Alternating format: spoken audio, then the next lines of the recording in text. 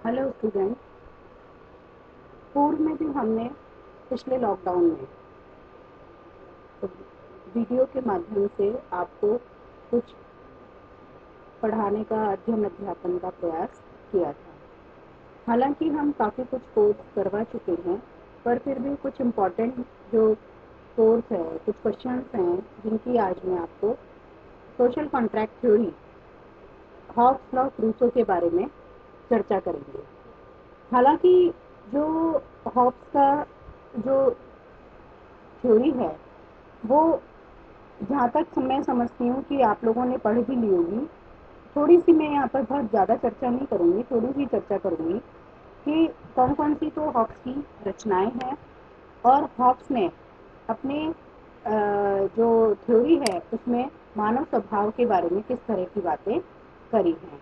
तो जैसे कि सबसे पहले हम हॉब्स के बारे में चर्चा करेंगे कि हॉब्स की राइटिंग क्या थी। हॉब्स हालांकि जो था वो, उसका जो बर्थ प्लेस है वो माम्सबरी था, जिसमें उसका जन्म 15 अप्रैल 1588 में हुआ था।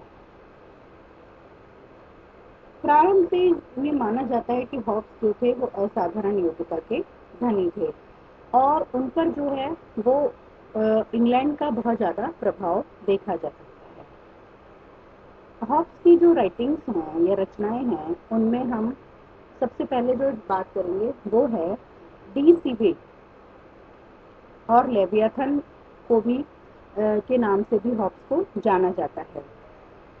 1640 में एलिमेंट्स ऑफ लॉ उन्होंने लिखी। 1642 में डी सीवे, 1951 में लेवियथन का प्रकाशन हुआ था। 1654 और 1658 में डी कॉर्पोरे और डी होमिनी नामक ग्रंथों का प्रकाशन हॉब्स द्वारा किया गया।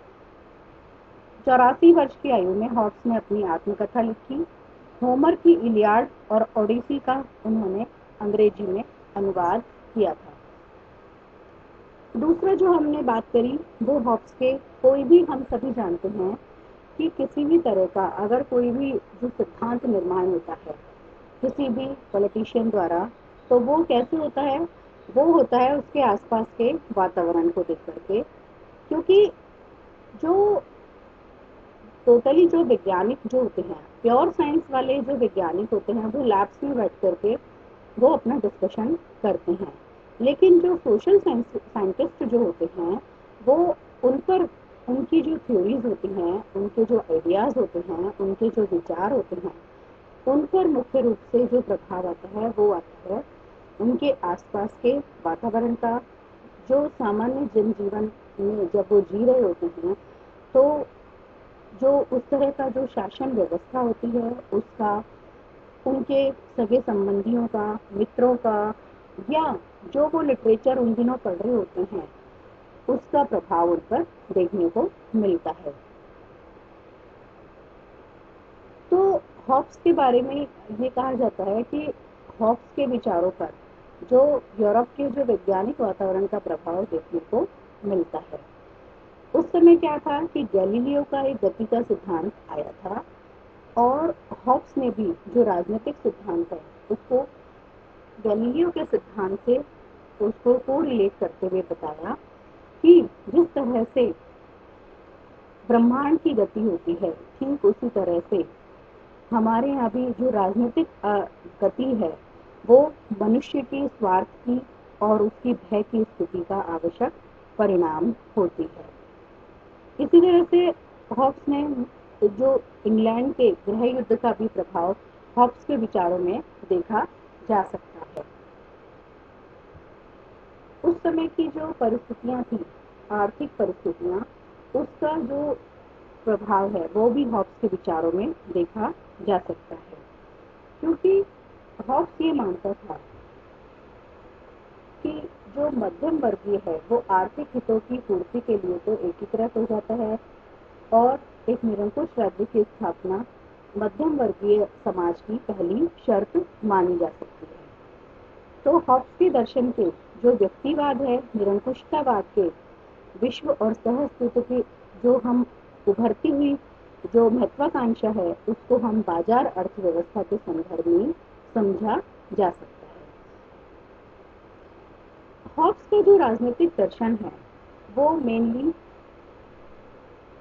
उसका जो मुख्य ग्रंथ है वो लेवियाथन से रिलेटेड है और ये जो लेवियाथन है वो 4 भागों में बांटा जा सकता है।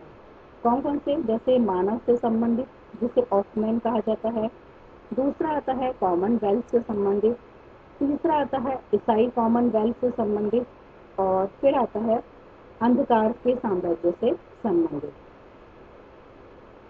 मानव के बारे में हॉब्स का विचार क्या है?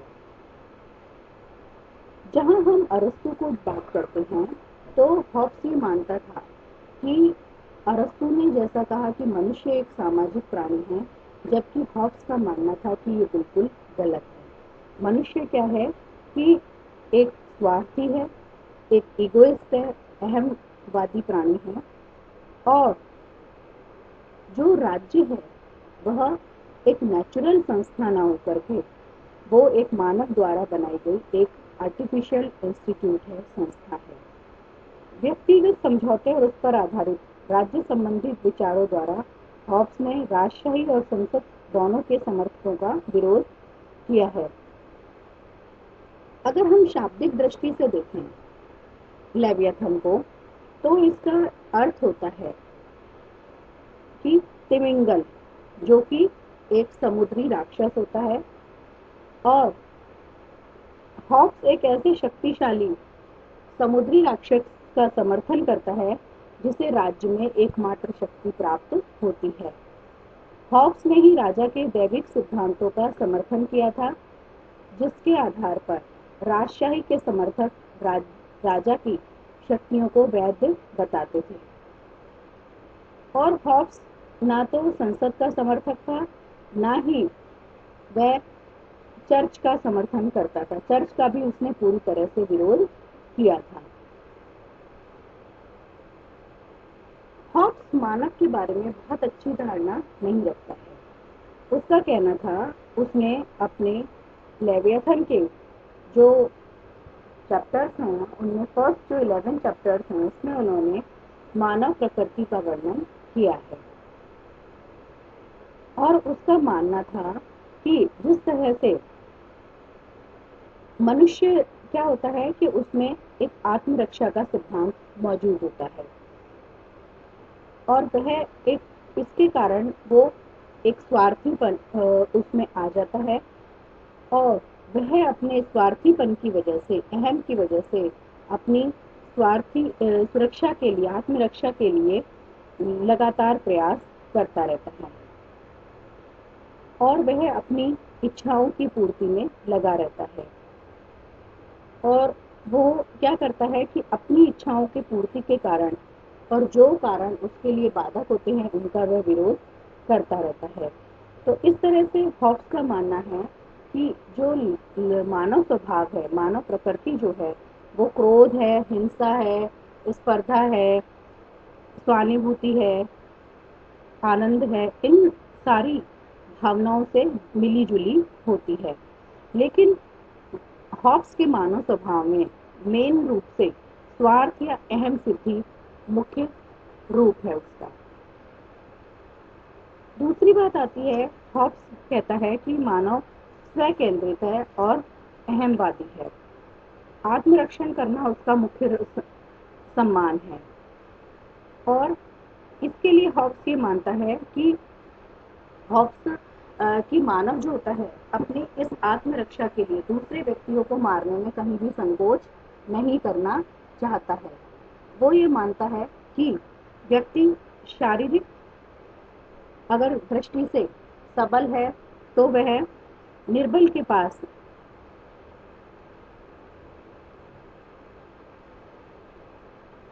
दूसरा व्यक्ति अगर निर्बल है तो उसके पास क्या होगा? षड्यंत्र है, छल है, कपट है, वो दूसरे व्यक्ति को इसके द्वारा मार सकते हैं।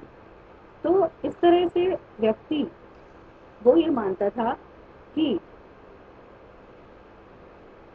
एक व्यक्ति दूसरे व्यक्ति से अपने आप को अधिक योग्य मानता है और इस योग्यता के दावे के द्वारा ही वह दूसरे व्यक्तियों पर अपनी इच्छा लादने की कोशिश करता है और इसके लिए वह किसी भी हद तक जा सकता है।